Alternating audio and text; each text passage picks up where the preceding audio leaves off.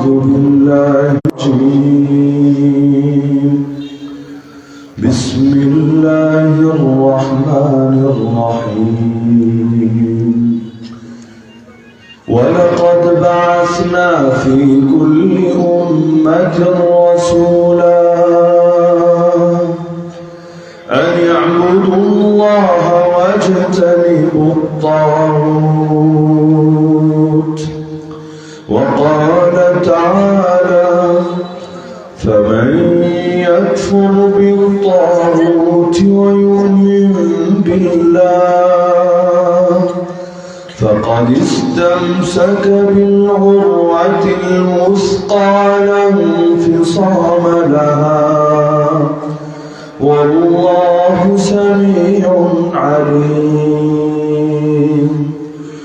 وقال النبي صلى الله تعالى عليه وسلم من قال لا إله إلا الله وكفر بما من دون الله حرم ماله ودمه وحسابه على الله.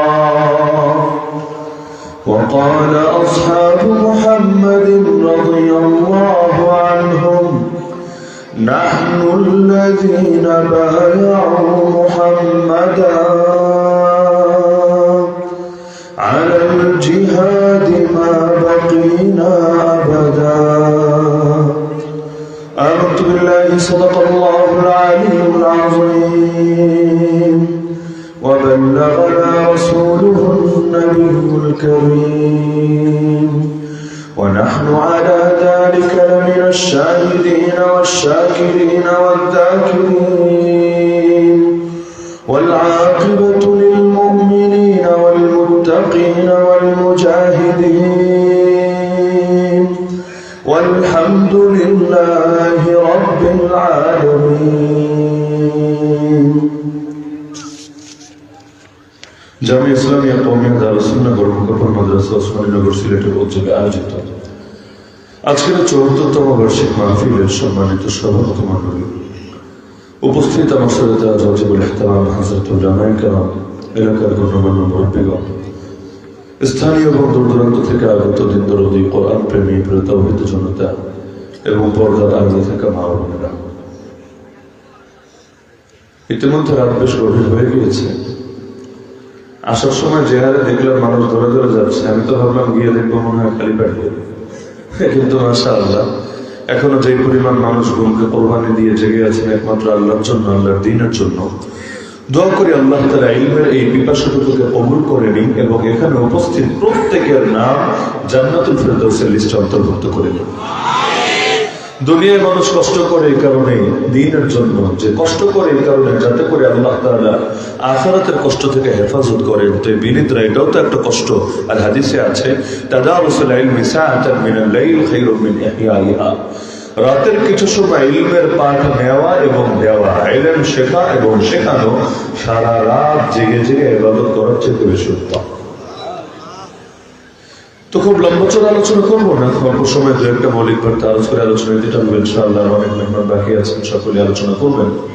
১ নম্বর বিষয় হলো, আমরা যারা কালেমা পড়েছি, কালেমা এটা শুধু এমন কোন একটা বাক্য না যে সির্ফ একটা বাক্য যার ছোটখাটো একটা অর্থ আছে, মনে চাইলে এতটুকু মানলো, মনে চাইলে মানলো না। বরং এই কালেমা এটা হলো পূর্ণাঙ্গ ইসলামের এমন একটা শিরোনাম, যেই শিরোনামের মধ্যে সব আছে যা কিছু ইসলামের মধ্যে আছে। আবু জাহাল আবু লাহাবের সাথে শুধু এই দ্বন্দ্বের বাক্যের দ্বন্দ্ব ছিল না, এমনকি একবার আবু জাহাল গন্ত এসে আল্লাহ রাসূলের চাচাকে বলল যে আবু তালেব তোমার ভাতিজাকে থামাও, কি বললে কি করলে সে থামবে, সে স্পষ্ট বলুক। আল্লাহ রাসূলকে ডাকালেন, আবু তালেব জিজ্ঞাসা করলেন যে তোমার কি বলার আছে, তুমি কি চাচ্ছ, ক্লিয়ার ভাবে বলো, তুমি যা চাইবা তারা সেটা করার জন্য রাজি আছে। আল্লাহ রাসূল বলেন আমি চাই তারা সকলে একটা বাক্য মেনে নেক। তারা শুনে অবাক, আবু জাহাল পর্যন্ত বলে উঠল না নাম ওয়া আবিকা আশরা, আরে হ্যাঁ এক বাক্য না, তোর বাপের কসম খেয়ে বললাম বাক্য 10টা মানবো, কি বলা লাগবে বলে ফেলো। এক বাক্যের জন্য এত ঝামেলা করার কোনো অর্থ হয় না। কি বাক্য বললে তুমি থামবা, বাক্যটা বলে ফেলো। নবী বললেন তাহলে বলেন লা ইলাহা ইল্লাল্লাহ মুহাম্মাদুর রাসূলুল্লাহ। তারা বলল আজআলাল আলিহাতা ইলাহা ওয়াহিদা ইন্না হাযা লাশাইউন উজাব। আরে এটা তো পারবো না, এত মাহবুদকে মাত্র এক মাহবুদ বানিয়ে ফেলেছে, এটা তো বড় আশ্চর্যজনক কথাবার্তা। এতজন মিলে অভাব দূর করতে পারে না, এতজন মিলেই বিপদ থেকে মুক্তি দিতে পারে না, একজনে কি করবে? এটা তো সম্ভবই না। দুনিয়ার সব মানতে রাজি আছে, এই বাক্য মানতে রাজি না। তো লা ইলাহা ইল্লাল্লাহ মুহাম্মাদুর রাসূলুল্লাহ পূর্ণাঙ্গ আদর্শ। লা ইলাহা ইল্লাল্লাহ মানে তাওহীদ, মুহাম্মাদুর রাসূলুল্লাহ মানে সুন্নাহ।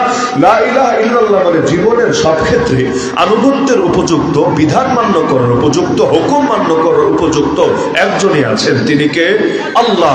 যেদিন জন্মেছিলাম ডান কানে বাম কানে উভয় কানে শুনিয়ে দেওয়া হয়েছিল আল্লাহু আকবার। আল্লাহ বড়, সাধারণ বড় না। সাধারণ বড়কে আরবিতে বলে কাবীর, আল্লাহু কাবীর বলি না, বলে আল্লাহু আকবার। আকবার যেন তেন বড়কে বলে না, আকবার মানে যিনি সব বড় চাইতে বড়, সবার চাইতে বড় যিনি, তাকে বলা হয় আকবার। তো আল্লাহ আকবার, আল্লাহ হলেন সবার চাইতে বড়, তার চাইতে বড় কেউ হয় না, তার সমতুল্য কেউ হয় না। সেই যে আমাদের ডান কানে বাম কানে গেঁথে দেওয়া হলো আল্লাহ আকবার, আল্লাহ আকবার।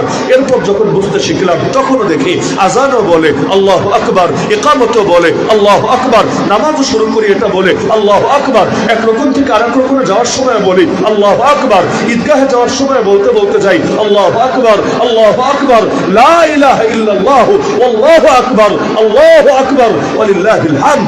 এমনকি উঁচু স্থানে ওঠার সময় বলতে হয় আল্লাহু আকবার। আর শেষ বিদায়ের পর আমি যখন খাটিয়ে শুয়ে থাকবো, এক ইমাম সাহেব আমার সিনার সামনে এসে দাঁড়াবে, জামাত শুরু হবে, তখন ইমাম আমাকে সামনে রেখে একবার না, দুবার না, তিনবার না, চারবার বলবে আল্লাহু আকবার, আল্লাহু আকবার, আল্লাহু আকবার, আল্লাহু আকবার। শুরুতে আল্লাহু আকবার, শেষে আল্লাহু আকবার, মাঝে আল্লাহু আকবার। আরে ঘুমাতে যায়ও আল্লাহু আকবারের ধ্বনি শুনে, আবার ঘুম ভাঙেও আল্লাহু আকবারের ধ্বনি শুনে। কি আছে আল্লাহু আকবারের মধ্যে? এটাই তো আছে, আল্লাহ বড়, সবার চাইতে বড়। আরে তোর দিলের মধ্যে বসা, তোর আকীদার মধ্যে বসা, আল্লাহ বড়। আল্লাহ সমান কেউ হয় না, আল্লাহ সমতুল্য কেউ হয় না, আল্লাহর চাইতে বড় হওয়ার প্রশ্নই তো আসে না। তো যেই মুখ দিয়ে বলি, যেই দিল দিয়ে বিশ্বাস করি আল্লাহ বড়, ওই মুখ দিয়ে কিভাবে বলি আমেরিকা বড়, ইসরায়েল বড়, ইন্ডিয়া বড়, চায়না বড়, রাশিয়া বড়, দুনিয়া বড়, টাকা পয়সা বড়, খেত খামারি বড়, রাজনীতি বড়, ধান্দা বড়, বাতিল বড়, তাগুত বড়, নফস বড়, শয়তান বড়, কিভাবে বলি? যেই মুখ দিয়ে বলেছে আল্লাহ বড়, যেই দিল দিয়ে বিশ্বাস করেছে আল্লাহ বড়, আরে সেই জীবন তো কোরবান হবে আল্লাহর জন্য, কারণ তিনি যেহেতু বড়, সুতরাং আমার তাকেই লাগবে, তাকেই চাই, অন্য কিছু দিয়ে তো আমার চলবে না। তো যখন মেনে নিয়েছে আল্লাহ বড়, আরে আল্লাহর জন্য প্রয়োজনে জান কোরবান হবে, এই কল্লা প্রয়োজনে কাটা যাবে, কিন্তু এই কল্লা নত তো হতে পারে না আল্লাহ ছাড়া দ্বিতীয় কারো সাথে। তো আল্লাহ যেহেতু বড়, সবার চাইতে বড়, তার মানে আল্লাহর আদর্শ সবার উপরে। কারণ আল্লাহরে বড় বলবো আর আদর্শ অন্য কারোটা মানবো, তাহলে আল্লাহ বড় থাকে কিভাবে? বললাম তো আল্লাহ বড়। তো আল্লাহ যেহেতু বড়, আল্লাহর বড়ত্ব তো ধরে রাখা লাগবে। মসজিদে আসলো আল্লাহ বড়, মাদ্রাসায় আসলো আল্লাহ বড়, মাহফিলে আসলো আল্লাহ বড়, খানকায় গেল আল্লাহ বড়, তাবলীগে গেল আল্লাহ বড়, মার্কাজে গেল আল্লাহ বড়, তাসাউফে গেল আল্লাহ বড়, রাজনীতিতে গেলেও আল্লাহ বড়, অর্থনীতিতে গেলেও আল্লাহ বড়, কোর্ট কাছারিতে গেলেও আল্লাহ বড়, পার্লামেন্টে বসলেও আল্লাহ বড়। জীবনের সব ক্ষেত্রেই তো মানতে হবে আল্লাহ বড়। আর মসজিদে আসলে মানি আল্লাহ বড়, তাই নামাজ পড়ি আল্লাহর বিধান দিয়ে, মাদ্রাসায় আসলে মানে আল্লাহ বড়, এলেম শিখি, এলেম চর্চা করে আল্লাহর বিধান মেনে, মাহফিলে আসলে স্বীকার করে আল্লাহ বড়, ওয়াজ শুনি আল্লাহর আদর্শের কথাগুলোকে সামনে রেখে। তো রাজনীতিতে গেলে তখন আর মনে থাকে না আল্লাহ বড়, তখন মনে হয় আমেরিকাই তো বড়, ধান্দাবাজিই তো বড়, ইন্ডিয়াই তো বড়, চায়নাই তো বড়। বিধান বানাতে গেলে তখন আর মনে থাকে না আল্লাহ বড়, যা মনে চায় হালাল করে, যা মনে চায় হারাম করে। আর আল্লাহ যদি বড় হয় তোর কাছে, পতিতালয় গুলো খোলা রাখলে কিভাবে? আল্লাহ যদি বড় হয় তোর কাছে, মদের বারের লাইসেন্স দিলে কিভাবে?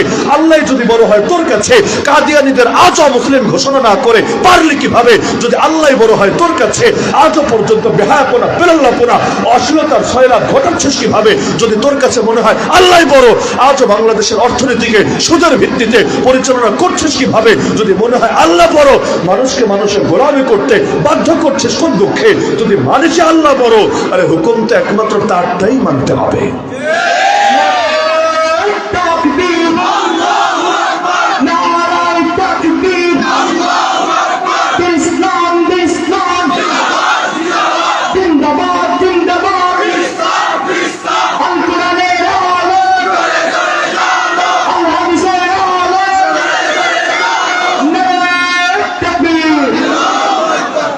আল্লাহর বরত্ব যদি কেউ ধরে রাখতে না পারে, তাহলে লা ইলাহা ইল্লাল্লাহ ঠিক থাকবে কিভাবে? লা ইলাহা ইল্লাল্লাহর মধ্যে লা ইলাহা তো এক তরবারি, এই তরবারি দিয়ে দুনিয়ার সব বাতিলের সাথে সম্পর্ক যেটা ছিল কেটে দিয়েছে, আর ইল্লাল্লাহ বলে আল্লাহর সাথে সম্পর্ক জুড়ে দিয়েছে। লা ইলাহা নফি না করছে, ইল্লাল্লাহ ইসবাত সাব্যস্ত করছে। কি না করলো আর কি হা করলো? তাগুতকে না করলো, আল্লাহরে হা করলো। তাগুত কি আবার? তাগুত কি জিনিস? তাগুত আবার কোন হালুয়া? তাগুত কোন মূর্তির নাম না। তাগুত মানে হলো সীমালঙ্ঘনকারী। তা সীমালঙ্ঘনকারী তো বহু আছে। ইযহাবা ইলা ফিরআউনা ইন্নাহু তাগা। তাহলে কোন সীমালঙ্ঘনকারীকে তাগুত বলে? ওই সীমালঙ্ঘনকারীকে বলে সে বান্দা হয়েও বান্দার সীমার লঙ্ঘন করে রবের অধিকারে দখল বসানোর চেষ্টা চালাচ্ছে। যেমন গায়েব জানে একমাত্র কে? এখন যদি কোন গণক বলে, কোন জ্যোতিষী বলে সে গায়েব জানে, ও তাগুত। কেন? কারণ ইলমুল গায়েব আল্লাহর সিফত। ও তো নিজের জন্য আল্লাহর অধিকার, আল্লাহর গুণ, আল্লাহর সিফত সাব্যস্ত করে বসেছে। তো বান্দা হিসেবে বান্দার সীমা ঠিক রাখতে পারে নাই, ও বান্দার সীমাকে লঙ্ঘন করে আল্লাহর গুণ ধরে টান দিয়েছে। একইভাবে বিধান দেওয়ার যোগ্যতা কার? হালাল হারাম করার অথরিটি কার? তাহলে তোমরা যে লিখে দিলা সকল ক্ষমতার মালিকের নাকি জনগণ। জনগণ যা চায় লিগ্যাল বানাবে, যা চায় ইলিগ্যাল বানাবে, যা চায় বৈধ বানাবে, যা চায় অবৈধ বানাবে। যেমন জনগণ মনে চাইলে বিড়ি, সিগারেট, গান বাজনা, নর্তকী, নাচ গান সব বৈধ করে দিবে, আর জিহাদের কথা বলা, কোরআনের কথা বলা, হক কথা বলাকে অবৈধ করে দিবে। যাত্রাপালা করলে এটাকে তারা সুন্দরভাবে নিরাপত্তার ব্যবস্থা করবে, আর কোরআনের কথা বললে আলেমদেরকে ধরে ধরে জেলে ভরে রাখবে। ক্ষমতার মালিক হয়ে গেল জনগণ। তাহলে আল্লাহ কি? ক্ষমতার মালিক যদি জনগণ হয়, আল্লাহ কি? সৃষ্টি করবেন একজন, বিধান দিবে আরেকজন। এটা তো ফাইজলামি রে ভাই। আমার বাড়িতে আমার কথা চলবে, তুই কে রে? এখানে নাঙ্গলাতে আসলি, তোর কথা তুই তোর বাড়িতে গিয়ে প্রয়োগ কর। বাড়ি আমার, কথাও চলবে আমার। তাহলে এই জমিন, এই তামাম মাখলুকাত কার সৃষ্টি? সৃষ্টি করলেন একজন, বিধান দিবে আরেকজন। এটা কেমন কথা? আলা লাহুল খালকু ওয়াল আমর। সৃষ্টিও তার, বিধানও তার। ইয়া মাশারাল জিন্নি ওয়াল ইনস, জিন জাতি আর মানব জাতি শোন, ইন ইসতাতাতুম আন তানফুযু মিন আখতারিস সামাওয়াতি ওয়াল আরদি ফানফুযু। যদি আসমান আর জমিনের বর্ডার ক্রস করতে পারিস কর, যার বাইরে, এর বাইরে গিয়ে তুই কি করবি? কর না, বাইরে গিয়ে কর। আল্লাহর এরিয়া থেকে আল্লাহর বিরুদ্ধে করার অধিকার কে দিয়েছে? তো যাবে না, কই যাবে? লা তানফুযুনা ইল্লা বিসুলতান ফাবিআইয়ি আলাই রাব্বিকুমা তুকাযযিবান। যেতে যখন পারবি না, রবের নিয়ামত অস্বীকার করিস কিভাবে? একবার বিবেকে বাঁধে না? মানুষ হয়ে মানুষের গোলামি করা লজ্জা, আর মানুষ হয়ে রবের গোলামি করা গর্বে। যেমন আর একজনের চাকরি করেন, এটা নিজের কাছে কেমন কেমন লাগতে পারে, পয়সার জন্য আমি তার কামলা কাটি, কিন্তু নিজের মায়ের খেদমত করে এতে কোনো লজ্জার কিছু নেই, গর্বের বিষয়। আমি আমার মায়ের সেবা করি, গর্বের বিষয়। আরে কিসের পয়সা? দুনিয়ার সবকিছু পয়সা দিয়ে হয় না। আরে আমার মায়ের খেদমত করতে পারে, আমার জন্য এত গর্বের বিষয়। এর জন্য যে হাজারবার আল্লাহ শুকরিয়া আদায় করে, তো শুকরিয়া শেষ হবে না। এই খেদমত করার তৌফিক দিয়েছে আল্লাহ। আরে খেদমতের তৌফিক দেয়নি, জান্নাত হাসিলের তৌফিক দিয়েছে। কারণ নবী বলে দিয়েছেন যে বাবা মা দুইজনের একজনকে যদি অন্তত বুড়ো অবস্থায় পায়, আপনার খেদমত করে জান্নাত হাসিল করতে না পারে, ওর মতো হতভাগ্য, ওর মতো কপাল পরে কেউ আছে নাকি? ইন্নামা হুমা, আরে তারা উভয়ে তোমার জন্য জান্নাত অথবা তোমার জন্য জাহান্নাম। হয়তো তাদেরকে খুশি করে আল্লাহর খুশি হাসিল করবো, রিদার রাব্বি ফি রিদাল ওয়ালিদ ওয়া সাখাতুর রাব্বি ফি সাখাতিল ওয়ালিদ। তো দুনিয়ার মানুষের আবার গোলামি কিসের? আল্লাহ ইবতাআনা লিনুখরিজা মান শাআ মিন ইবাদাতিল ইবাদ ইলা ইবাদাতি রাব্বিল ইবাদ। আল্লাহ পাঠিয়েছে মানুষকে মানুষের গোলামি থেকে মুক্ত করে এক আল্লাহর গোলাম বানানোর জন্য। ইউরোপ আর কি আদর্শ দিবে? মার্কিন মুল্লুক আর কি আদর্শ দিবে, চায়নার আশা আর কি আদর্শ দিবে? পৃথিবীর কেউ যেহেতু আল্লাহর সমান হতে পারবে না, সব মানুষ মিলেও যেহেতু আল্লাহর সমান হতে পারবে না, সুতরাং মানুষের বানানো আদর্শ কখনই আল্লাহর আদর্শের চাইতে উত্তম হতে পারেই না। লা ইলাহা ইল্লাল্লাহ মানেই হুকুম চলবে কার? আর যদি বলেন আল্লাহর হুকুম চলবে না, আপনার মুখে লা ইলাহা ইল্লাল্লাহ মানায় না। কারণ লা ইলাহা ইল্লাল্লাহ মানে আল্লাহর হুকুম চলবে এবং সেটাই আপনাকে মানতে হবে। নামাজেও, রোজায়ও, ব্যক্তি জীবনেও, পরিবারেও, সমাজেও, রাষ্ট্রেও। ভালো না লাগলে আল্লাহর দুনিয়া ছাড়েন, আল্লাহর দুনিয়া ছেড়ে নিজে দুনিয়া বানায় না, এখানে গিয়ে যা মনে চাই করেন না। কে না করেছে? খাবেন আল্লাহ, ভোগ করবেন আল্লাহ, দিন শেষে বলবেন আল্লাহ আবার কি, আল্লাহটা কেন মানবো? নাউযুবিল্লাহি মিন যালিক। তো লা ইলাহা ইল্লাল্লাহ মানে হুকুম কার?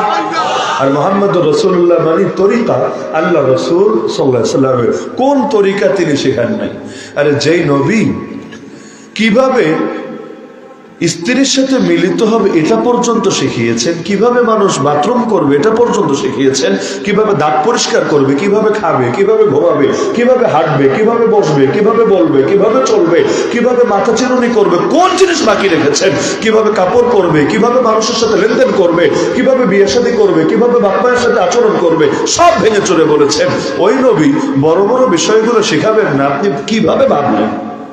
সালমান ফারিসি রাদিয়াল্লাহু আনহু, বৃদ্ধ সাহাবী, তিরমিজিতে আছে এই হাদিস। এক মুশরিক এসে টিটকারি মেরে বলছে, কি রে, আল্লামাকুম নাবিয়ুকুম কুল্লা শাইইন হাত্তাল কিরাআত, তোদের নবী দেখি তোদেরকে সব শিখাইয়া দিল, কেমনে বাথরুম করবে এটাও শিখাইয়া দিল। টিটকারি মেরে বলছে যে নবী তিনি বড় বড় বিষয়ে কথা বলবেনই, কেমনে কি বাথরুম টাথরুম এগুলো নিয়ে নবী আলোচনা করে, তাহলে সে বলছে পচানোর জন্য।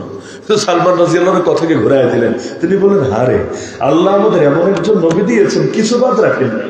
তিনি বলে দিয়েছেন যখন বাথরুম করব কেবলার দিকে যাতে বুকও না দিই, পিঠও না দিই। ভালো করে শোন, যখন বাথরুম করব তিনি বলে দিয়েছেন যাতে আমরা ডান হাত দিয়ে ময়লা পরিষ্কার না করি। তিনি বলে দিয়েছেন যখন বাথরুম করব আমরা যাতে 3টা ঢিলা ব্যবহার করি। তিনি বলে দিয়েছেন যখন বাথরুম করব আমরা যাতে গোবর দিয়ে বা হাড্ডি দিয়ে সাফাই না করি, বরঞ্চ ভিন্ন কিছু দিয়ে করি। দেখ কি শিক্ষা দিয়েছে আমাদেরকে।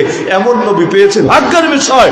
সূক্ষ্ম থেকে সূক্ষ্ম বিষয়গুলো পর্যন্ত আমাদের শিখিয়েছে, জানিয়েছে, বুঝিয়েছে, দীক্ষা দিয়েছে, সব রপ্ত করিয়ে দিয়েছে। গর্বের বিষয়, আল্লাহ আমাদেরকে এমন একজন নবীর মাধ্যমে কামেল দ্বীন দিয়ে দিয়েছে।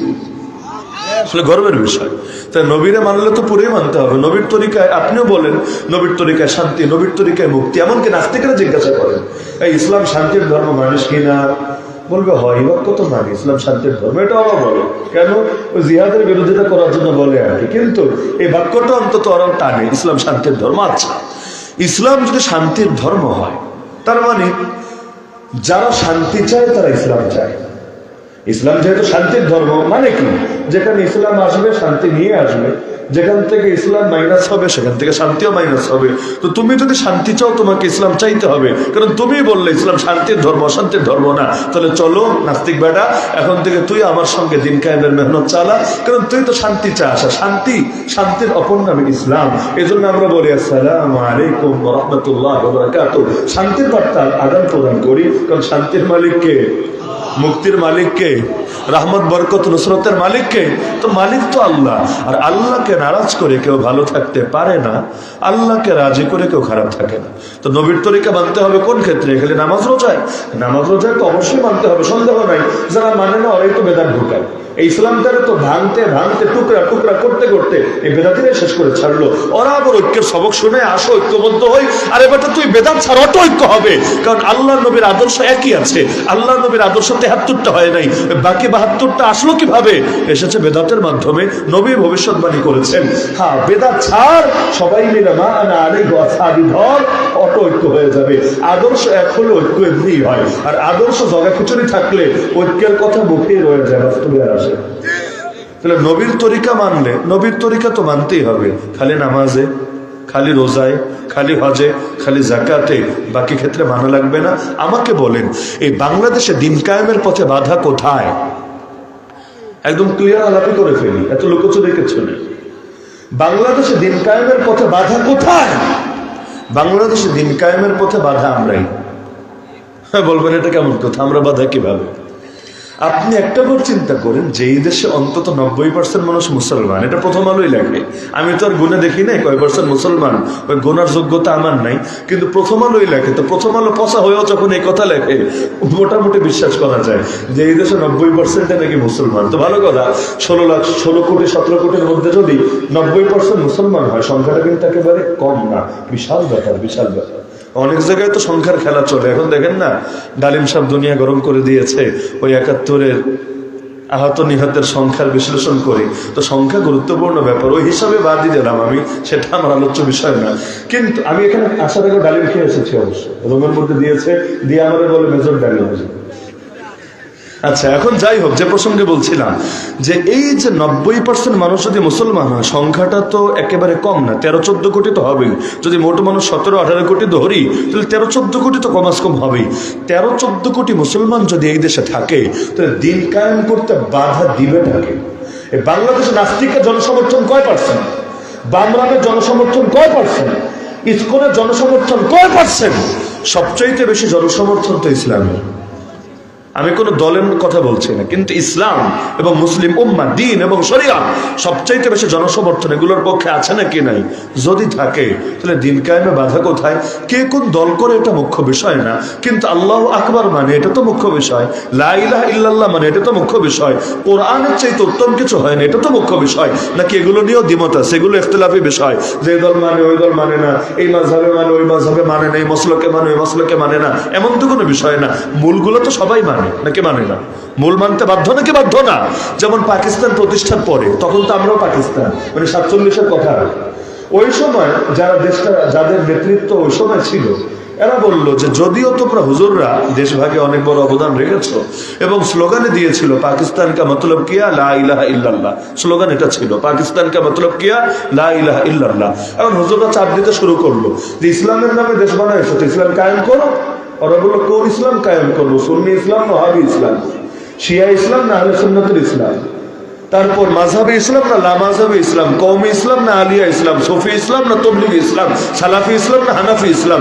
ইসলামের তো ভ্যারাইটিস ভার্সন, তাহলে কোনটা আমরা কায়েম করবো? আগে এটা ঠিক করো। ভেবেছে এগুলো কি আর ঠিক করা সম্ভব?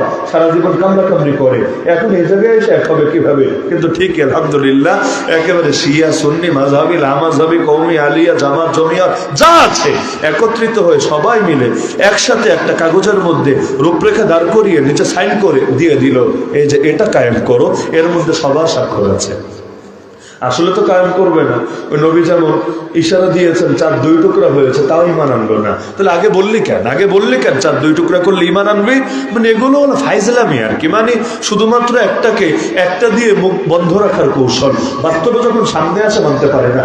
এই দেশে যতই দ্বিমত থাকুক, মৌলিক বিষয়ে আমাদের দ্বিমত থাকতে পারে না। সুদ দূর করতে হবে, কোন বাপের বেটার দ্বিমত আছে? এই সমস্ত বেহায়াপনা বন্ধ করতে হবে, কার দ্বিমত করার সুযোগ আছে? নামাজ রোজা এগুলোর ব্যাপারে মানুষকে জাগাতে হবে, কার দ্বিমত করার সুযোগ আছে? দুর্নীতি দুঃশাসন ঘুষ বেইনসাফি জুলুম দূর করতে হবে, কার দ্বিমত আছে? এভাবে একটা তালিকা করেন না, দেখবেন অধিকাংশ বিষয় আলহামদুলিল্লাহ দ্বিমতের ঊর্ধ্বে আছে। যেগুলো দ্বিমত আছে থাক না, বাকিগুলো অন্তত হোক। যেগুলো দ্বিমত আছে রাখেন না, যেগুলো দ্বিমতের ঊর্ধ্বে এগুলো হোক। যেমন কাদিয়ানি মুসলমান না, দ্বিমত আছে? ওসমানীনগরের বালাগঞ্জের গল্পকাপনের কার দ্বিমত আছে? আর তোলেন কার আছে? দ্বিমত তো মৌলিক বিষয় নাই বললে চলে, যেগুলোতে নাই ওগুলো অন্তত হচ্ছে না কেন? হচ্ছে না আমাদেরই জন্য। বলবেন ঝামেলা কোথায়? আপনি একটাবার চিন্তা করেন, নবী যে ইসলাম কায়েম করেছিলেন, সর্বপ্রথম ইসলাম কায়েম হয়েছে মদিনায়, সবাই জানেন তো। সর্বপ্রথম ইসলাম কায়েম হয়েছে কোথায়? কয়জনকে নিয়ে? মক্কায় 13 বছর দাওয়াত দিয়েছেন, 1000 জন কালেমা পড়ে মুসলমান হয়নি। মদিনায় যারা ছিল সব মিলায় যদি সংখ্যাটা হিসাব করেন, আজকের গল্পকাপনে গভীর রাতে যে কয়জন আছে, আগে আসলে আরো পাওয়া যেত, এখন যে কয়জন আছেন এই পরিমাণ মুসলমান ছিল না। তাহলে এত কম মুসলমান নিয়ে একটা বিপ্লব হয়ে গেল, যেন তো না বিপ্লব না, মদিনার বুকে ইসলাম জিন্দা হয়ে গেল। এটা ভাবার কারণ নাই যে খালি মাঠ ছিল, গিয়া মনে হয় গোল দিয়ে ফেলেছিল না। বনু নজির, বনু কুরাইজা, বনু কায়নুকা, ইহুদিদের এমন শক্তিশালী 3টা গোত্র ছিল, আর দুশমনের অভাব নেই, কত কিছু ছিল। তারপরও দিন কায়েম হলো কিভাবে? এত কম মুসলমান নিয়ে আমরা এত বেশি মিলেও পাচ্ছি না। ঝামেলাটা কোথায় জানেন? এক হলো জনসমর্থন, আর এক হলো জনশক্তি। দুই জিনিস। আমাদের জনসমর্থনের কমতি নাই, তো জনসমর্থনকে জনশক্তি বাড়ানোর গরজ নেই। আল্লাহ নবীর লোক কম ছিল, কথা সত্য, আমাদের তুলনায় বহুত কম, বহুত কম, বহুত কম। বিদায় হজরের ভাষণে শেষ জীবনে 1.25 লাখ, আর এক ওসমানের করে মুসলমান আছে কয় লাখ বলেন আমারে? তাহলে সংখ্যার আমাদের কোনো কমতি নাই, কিন্তু খালি সংখ্যা বাড়লেই চলে, ভেতরের মালও তো থাকা লাগে। যদি কোয়ালিটি না থাকে, খালি উপর দিয়েই ফুলে কি হবে? ভেতরে তো কিছু থাকা লাগবে। লোক কম ছিল, কিন্তু প্রত্যেকে একটা আগুন ছিল। আল্লাহ নবী মক্কায় যাদেরকে কালেমা পড়িয়েছেন, কালেমা পড়ে শেষ না, একদিকে কালেমা পড়ে আর একদিকে সমস্ত ধরনের নষ্টামি, ভ্রষ্টামি, বেহায়াপনা, বেলাল্লাপনা নেতৃত্ব দিয়ে থাকে। আমার এখনো কানে বাজে সে ছোটবেলার কথা। একদিন বিকালে দাওয়াত দিতে গেলাম, ভাই নামাজ পড়েছেন কিনা, না হলে আসেন মসজিদে নামাজটা পড়েন, আসুন, এরপর কিছুক্ষণ ইমানের কথা শোনেন, আর যদি নামাজটা পড়া থাকে অন্তত মাগরিবে আইসেন, এরপর সামান্য সময় একটু দিনের কথা শুই না, তারপর যায়েন। আমার এখনো কানে বাজে। তখন আমার হেফখানায় পড়ি, বয়স সর্বোচ্চ বেশি থেকে বেশি 7-8 হবে, এর চাইতে খুব একটা বেশি না।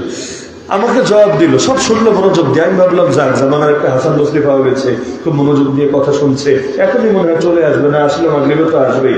সব শোনার পরে বললো, হুজুর, ছোট হুজুর শোনেন, আমি নামাজ পড়ি না, তবে আমার ইমান ঠিক আছে। এখনো আমার কানে বাজে, নামাজ পড়ে না তবে ইমান ঠিক আছে। এমন বোমবাস্টিং ইমান, এমন বুলেট প্রুফ ইমান, নামাজ না পড়লে এতে কোনো দাগ পড়ে না, কোনো ঝামেলা হয় না, একেবারে এইরকম শক্ত ইমান।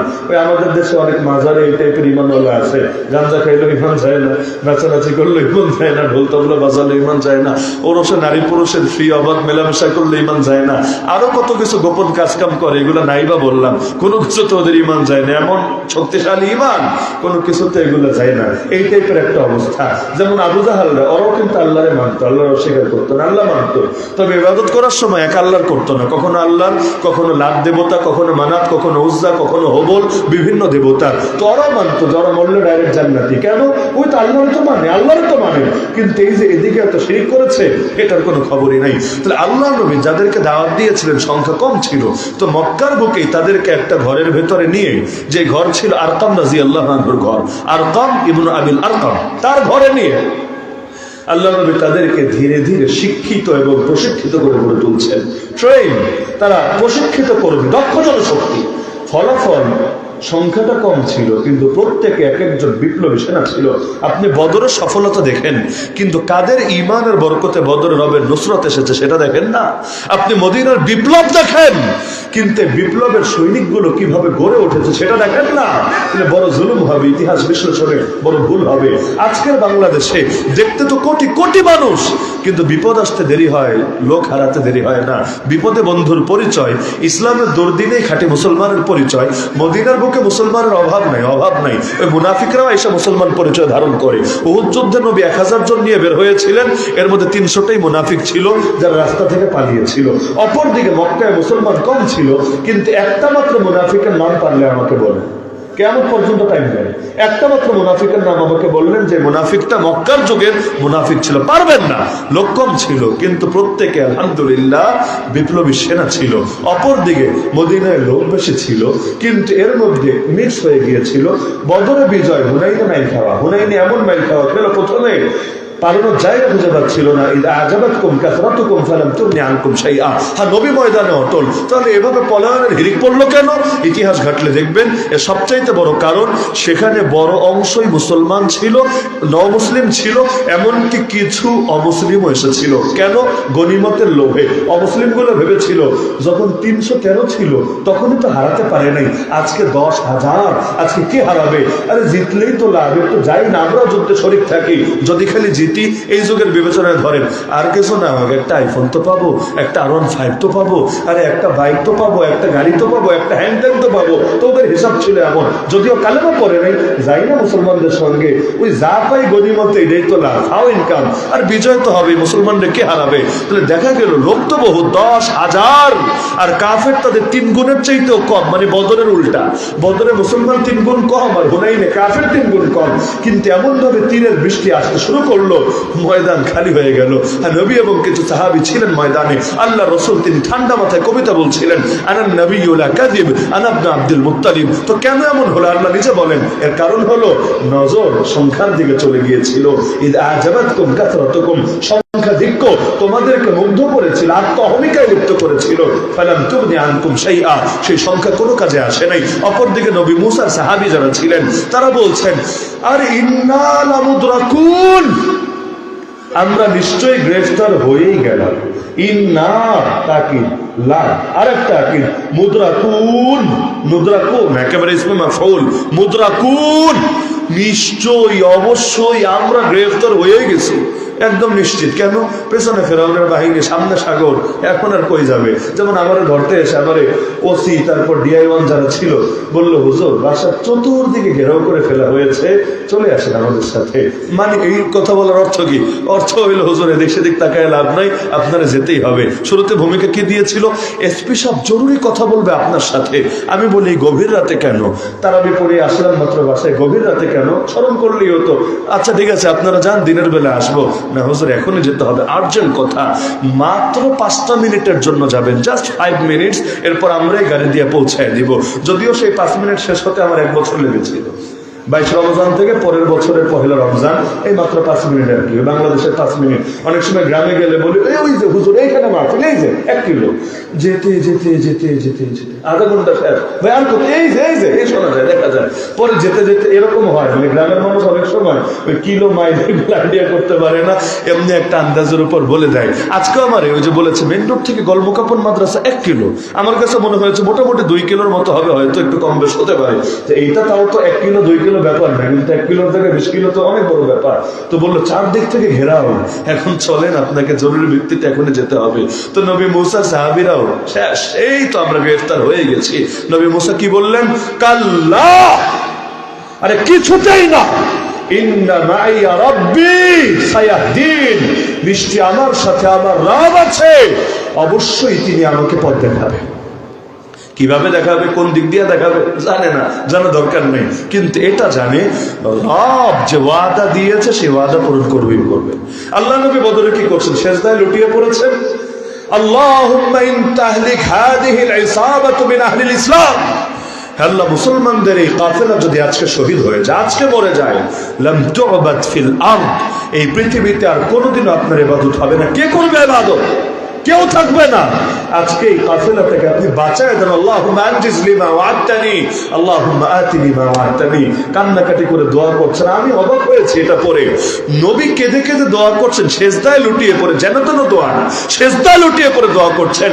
পেছন থেকে আবু বকর সিদ্দিক রাদিয়াল্লাহু আনহু এসে নবীর পেটে হাত রেখে বলছেন, হাসবুক হাসবুক, হে নবী যথেষ্ট যথেষ্ট, আল্লাহ আপনার দোয়া কবুল করে নিয়েছেন। মাথা উঠান। অবাক কাণ্ড, নবী কাঁদছে, আবু বকর এসে বলছেন উঠান, মাথা উঠান, যথেষ্ট, আল্লাহ কবুল করেছেন। আপনি চিন্তা করেন দোয়ার মধ্যে কি পরিমাণ পাওয়ার থাকলে শুধু নিজে না, আশপাশের লোকের দিলের মধ্যে আল্লাহ এটা ঢেলে দেয়, এই দোয়া আর মিস পাবেন, এই দোয়া আল্লাহ কবুল করেছেন করেছেন। তাহলে এটাই তো মূল, তো আল্লাহর উপর ভরসা। ওমাই ইয়াতাওয়াক্কাল আলাল্লাহ ফাহুয়া হাসবুহ। আমাদের শাইখুত তাফসীর আল্লাহ মাহমুদ আলী লাহোরী রাহমাতুল্লাহ, আমাদের আকাবির ব্রিটিশ বিরোধী জিহাদের অন্যতম সিপাহ সালার গ্রেফতার হলেন ব্রিটিশদের হাতে।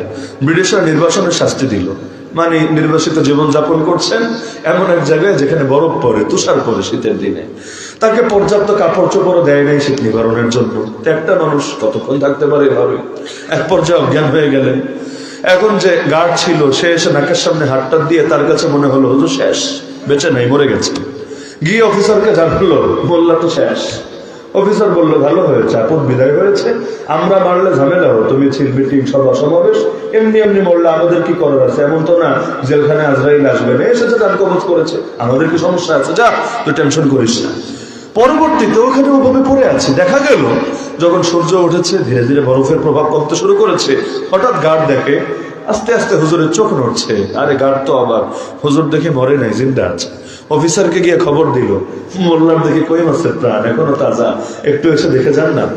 এখন অফিসার আসলো, এসে দেখে হ্যাঁ জিন্দা আছে, শ্বাস প্রশ্বাস হচ্ছে, চোখ হালকা হালকা নড়ছে, কিন্তু ওই যে পড়ে আছে কঙ্কালের মতো, নড়তেও পারছে না, নড়ার শক্তিও নেই। অফিসারের দেখে বড় মায়া হলো, টিটকারি মেরে বললো, কিরে বললো এত হুমকি ধমকি দিলি, আমাদের বিরুদ্ধে যুদ্ধে নামলি, আমাদের নাকি হিন্দুস্তানি থাকতে দিবি না, লেজ গুটে পালাতে বাধ্য করবি, হ্যাং করবি, ট্যাং করবি, কত কিছু, এখন দেখি শরীরই নড়ে না। রক্ত দেখে একদম ঠান্ডা হয়ে গেছে, কিছুই দেখে করতে পারিস না, ওই অবস্থায় টিটকারির জবাবেও আল্লাহর বান্দা চুপ থাকেন নাই। ইমানে গায়রাত কাকে বলে, ইমানের বলে বলিয়ান হয়ে অবস্থায় পড়ে আছে, গর্জে উঠলো, আরে চুপ থাক, রক্ত যদিও ঠান্ডা হয়ে গেছে তাতে কি, আল্লাহর কসম তোদের জুলুম সইতে সইতে সইতে ভেতরের ঈমান তো আগের চাইতেও গরম হয়ে গেছে। তো রক্ত ঠান্ডা হলে কি সমস্যা, আল্লাহ তাআলা ঈমানের মধ্যে তো শক্তি এবং জজবা পয়দা করে দিয়েছে। তো মুসলমানের মূল বিষয় তো এটা যে মুসলমান তার জান দিয়ে হলেও আল্লাহর আদর্শ জিন্দা করতে পারাকেই কামিয়াবি মনে করে। নবীর তরিকা কোনটা? নবীর তরিকা এটাই যে আল্লাহর জমিন আল্লাহর দিন জিন্দা করতে হবে। কোরআনে 3 আয়াতে আল্লাহ জানিয়েছেন নবী পাঠিয়েছি কেন জানো, লিইয়ুযহিরাহু আলা দ্বীনি কুল্লি। যার একটা আছে 10 নম্বর পরের 11 নম্বর পৃষ্ঠা সূরা তাওবা, দ্বিতীয়টা আছে সূরাতুল ফাতহে 26 নম্বর পারায়, তৃতীয়টা আছে 28 নম্বর পারায় 11 পৃষ্ঠা সূরা সফে। 3 জায়গায় একই আয়াত, হুয়াল্লাযী আরসালা রাসূলাহু বিল হুদা ওয়া দীনিল হক লিইয়ুযহিরাহু আলা দ্বীনি কুল্লি। তো নবীর তরিকা মানে ইসলামকে বিজয়ী করা। এজন্য মজার বিষয় কি জানেন, নবীর জীবনীকে আমরা আরবিতে কি বলি? সিরাতুন নবী, তাই না? সিরাত বলতে কি বুঝি? নবীর জীবন আদর্শ। এটাই তো এই সিরাত, এটা একবচন শব্দ, একবচন। একবচন বুঝেন তো? একবচন শব্দের বহুবচন কি? সিয়ার। এর বহুবচন কি? সিয়ার। সিয়ার কাকে বলে? যে কোনো ছাত্রকে জিজ্ঞাসা করেন সিয়ার কাকে বলে, চোখ বন্ধ করে বলবে। আপনার সন্দেহ হলে আপনি বুখারী খুলেন, মুসলিম খুলেন, হাদিসের কিতাব খুলেন, ফতোয়ার কিতাব খুলেন, আপনি কুদুরি খুলেন, হেদায়া খুলেন, শরীয়কা খুলেন, ফতোয়া শামি খুলেন, আপনি দেখবেন কিতাবু সিয়ার এই নামে আলাদা অধ্যায় আছে। উযু অধ্যায়, পবিত্রতা অধ্যায়, গোসল অধ্যায়, নামাজ অধ্যায়, রোজা অধ্যায়, হজ অধ্যায়, যাকাত অধ্যায়, বিয়ে অধ্যায়, তালাক অধ্যায়, এরকম একটা অধ্যায়ের নামই সিয়ার অধ্যায়। এখন সিয়ার মানে কি? সিয়ার তো জানি সিরাতের বহুবচন। সিরাত মানে একজনের জীবনী, তাহলে সিয়ার মানে অনেকজনের জীবনী। সিরাত মানে আদর্শ, তাহলে সিয়ার মানে অনেকগুলো আদর্শ। কিন্তু খুললে দেখবেন পুরোটা জুড়েই খালি জিহাদের আলোচনা। তাহলে কাহিনী কি? সিরাত মানে নবীর জীবনী। সিরাতুন নবী অনুষ্ঠান করেন না? মারপিটও চলে, মিলাদুন নবী না সিরাতুন নবী, মিলাদুন নবী না সিরাতুন নবী। আচ্ছা, ভালো কথা। তো এখন সিরাতুন নবী মানে জীবন, নবীর জীবনী, নবীর জীবন আদর্শ। তাহলে সিয়ারুন নবী মানে নবীর সমস্ত আদর্শ, এটাই তো হওয়া দরকার ছিল। সিয়ার মানে জিহাদের আলোচনা। কেন রে ভাই, এইটা কেমন সম্ভব? হ্যাঁ, এটা এ কারণে কারণ নবীর জীবনের সবচাইতে বড় অংশই কেটেছে জিহাদের ময়দান। 27টা নিজে করেছেন, 47টা বাহিনী পাঠিয়েছেন, গড়ে প্রত্যেক 1.5 মাসে একটা করে লড়াই করেছেন। এক আঘাতের দাগ শুকানোর আগে আরেক ময়দানে নেমে গিয়েছেন। মাত্র 9.5 বছরে এত বিশাল ট্র্যাজেডি ঘটিয়েছেন। এই জন্য সিয়ার বললে ওই নবীর জিহাদটাকেই বোঝায়। এক কুদুরি থেকে শুরু করে ফতোয়া, ফিকহের কিতাবই হোক, হাদিসের কিতাবই হোক, সিয়ারের অধ্যায়ে জিহাদের মাসালাগুলোই বলে বেড়ায়। তাহলে জিহাদ বাদ দিয়ে দিন কায়েম করা সম্ভব? ব্যাপক অর্থে জিহাদ, ব্যাপক অর্থে জিহাদ। যেখানে অন্যায় সেখানেই প্রতিবাদ, যেখানে অন্যায় সেখানেই প্রতিরোধ। অন্যায় থাকবে যতদিন, প্রতিবাদ প্রতিরোধ চলবে ততদিন। অন্ধকার থাকবে যতদিন, আলো জ্বালানোর জন্য মেহনত চলবে ততদিন। নাকি অন্যায়কে খালি মাঠে ছেড়ে দিবেন? ওয়াকাতিলুহুম হাত্তা লা তাকুনা ফিতনা। আল্লাহ বলে দিয়েছে লড়াই চলবে যতদিন ফিতনা নির্মূল না হবে। কথা উল্টান, তার মানে যখন ফিতনা নির্মূল হয়ে যাবে, দাজ্জাল ধ্বংস হবে, চূড়ান্ত ফিতনা শেষ, লড়াইয়ের প্রয়োজন শেষ। তো এখনো ফিতনা আছে নাকি নাই? ফিতনা নাই তো নাকি? ফিতনা আছে।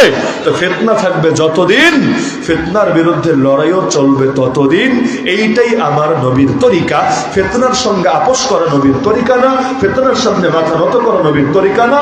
ফিতনার বিরুদ্ধে লড়াই করে করে করে আলো জ্বালিয়ে দেওয়া, কারণ আলো না জ্বললে অন্ধকার দূর হবে না।